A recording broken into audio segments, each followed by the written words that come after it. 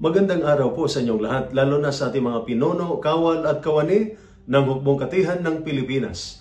Ako po si Father Dion, ang Post-Catholic Chaplain ng Headquarters and Headquarters Support Group of the Philippine Army.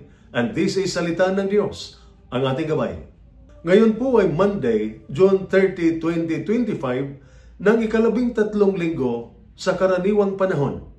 Ang pagiging alagad ni Jesus ay nangangahulugang pagiging handang magsakripisyo, ialay ang sarili ng buong puso sa serbisyo, pamilya at misyon. Sa ating ebanghelyo ngayong araw, malinaw ang sinabi ni Jesus.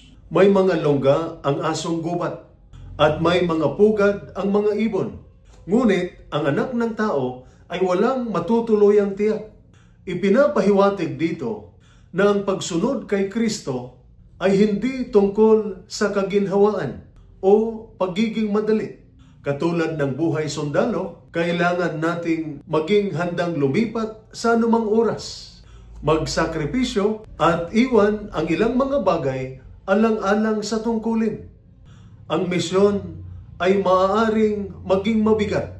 May mga gabing walang pahinga, malalayong deployment at pagsubok sa damdamin at katawan.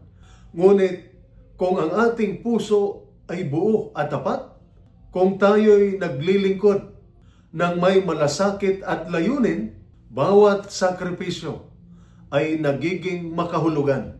Ang pagsunod kay Jesus ay pagtindig sa tama kahit mahirap, panatilihing tapat kahit sa gitna ng gulo, at pagtupad sa tungkuling iniaatas sa atin ng Diyos, sa pamilya, sa kapwa, at sa bayan, kahit saan tayo ipadala, sa kampo, sa labanan, sa opisina, o sa tahanan, patuloy tayong inaanyayahan ng Diyos na ibigay ang ating pinakamahusay na paglilingkod.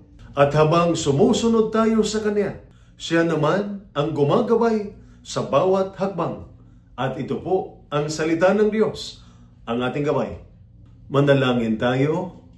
Panginoon, turuan mo akong sumunod sa iyo na may buo at matibay na loob sa bawat misyon at tungkulin. Bigyan mo ako ng lakas upang maibigay ang lahat ng makakaya ko para sa pamilya, sa katropa, sa pamayanan at sa bayan.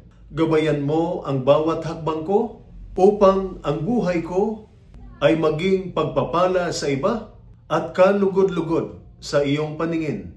Amen. At sumainyo at sa inyong pamilya ang pagpapala ng makapangyarihang Diyos, Ama, Anak at Espiritu Santo. Amen.